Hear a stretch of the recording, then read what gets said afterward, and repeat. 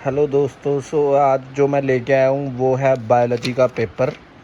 As a biology teacher तो आज हम इसको सॉल्व करेंगे बायोलॉजी। और ये सेट ये वाला है चंडीगढ़ रीजन का ये वाला सेट है। ये 57/3/3 सेट 3। तो चलो इसमें से क्वेश्चन सॉल्व करते हैं थोड़े थोड़े।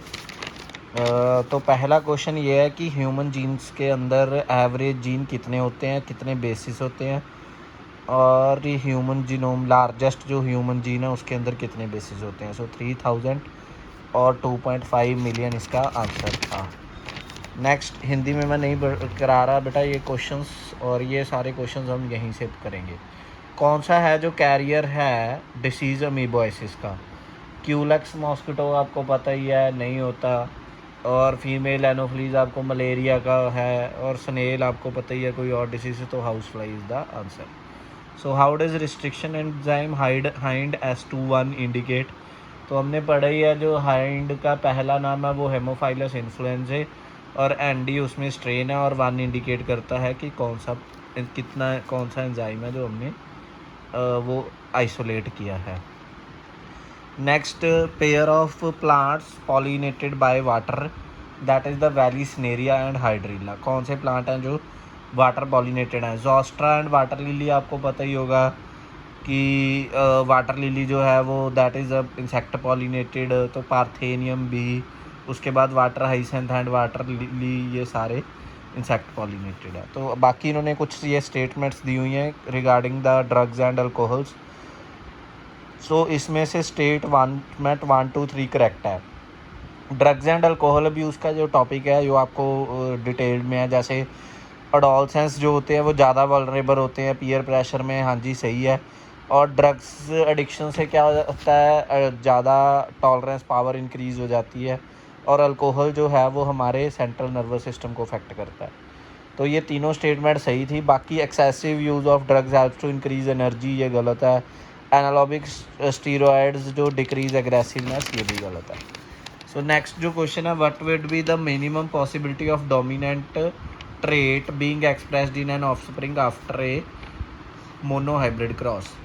अगर हम बात करें मैक्सिमम की, तो मैक्सिमम में तो 100 भी हो सकता है, लेकिन उन्होंने मिनिमम पूछा है तो मिनिमम में सिर्फ 50% चांसेस ही होंगे डोमिनेंट ट्रेट को एक्सप्रेस करने के, क्योंकि अगर हम हेट्रोजाइगस को होमोजाइगस के साथ क्रॉस कराएंगे तो 50% ही क्रॉस होगा। नेक्स्ट जो है उसका आंसर ये दिया है मैंने, ये सिर्फ बताना ये ठीक है या नहीं। ये ट्रांसलेशन रीजन की ट्रांसक्रिप्शन यूनिट की डायग्राम दी हुई है, और ये आपकी एनसीईआरटी में भी बनाई हुई है, तो ये चेक करके बताना मेरे को, इसका मुझे भी डाउट है। Next, fetal ejection reflex humans में कहाँ से आता है? तो यहाँ पे 2 ऑप्शन थे जो उलझाने वाले थे, एक तो oxytocin from fetal pituitary gland, एक oxytocin from maternal pituitary gland. तो कहाँ से रिलीज़ होता है वो? मैटरनल पिट्यूटरी ग्लैंड से रिलीज़ होता है। नेक्स्ट, मैच द आइटम को मैच करना था, तो अर्थवर्म किसके साथ मैच हो रहा है? डेट्रियोवोर के साथ। जू प्लैंकटन किसके साथ मैच हो रहा है? Aquatic ecosystem phytoplankton primary producer है। इन्वर्टेड पिरामिड जो है पिरामिड ऑफ बायोमास है। नेक्स्ट, कौन सा जीन है जिसमें नॉन कोडिंग इंट्रोन है, कोडिंग एक्सॉन है, तो उसको क्या बोलते हैं? स्प्लिट जीन, ठीक है। और नेक्स्ट, जो गोल्डन राइस की जो ट्रांसजेनिक क्रॉप है वो किसके लिए? विटामिन ए को इम्प्रूव करने के लिए। जैसे कईयों को नाइट ब्लाइंडनेस है या उसकी प्रॉब्लम है, तो उसको इम्प्रूव करने के लिए हम ये गोल्डन राइस हमने ये क्रॉप जो है वो की थी। नेक्स्ट, एस्कैरियासिस के सिम्टम्स क्या हैं? नहीं है, इंटेस्टाइनल ब्लॉकेज उसका सिम्टम है, मस्कुलर पेन उसका है, एनीमिया है।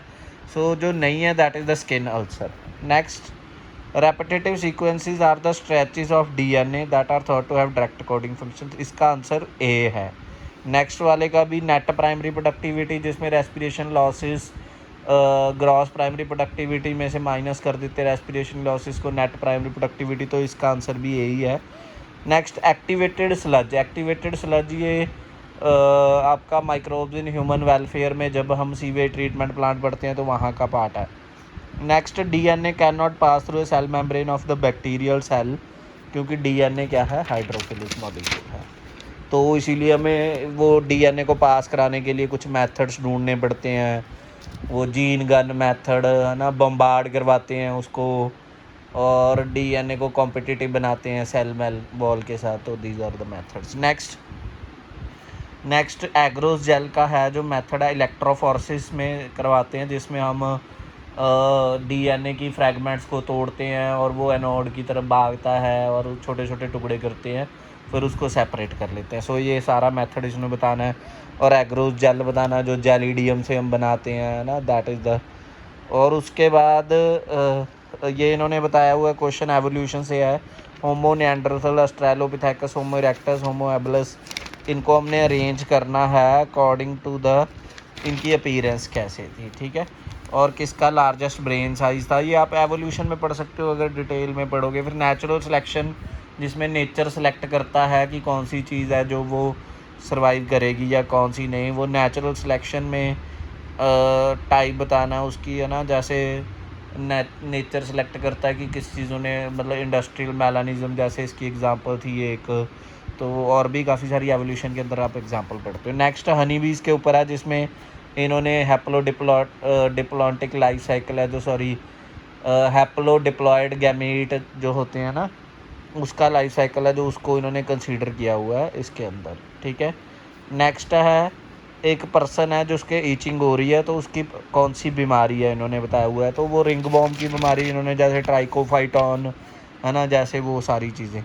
एक लड़की है, उसको स्नीजिंग हो रही है, उसकी आंखें वाट रही हैं, तो उसमें क्या प्रॉब्लम है, तो वही उसका इम्यून सिस्टम क्या है, तो उसमें एलर्जी की प्रॉब्लम इन्होंने बताई हुई है, और उसका क्या क्या कौन सा केमिकल एंड रिलीज़ होता है और उसको कैसे ठीक कर सकते हैं एंटीहिस्टामाइन से।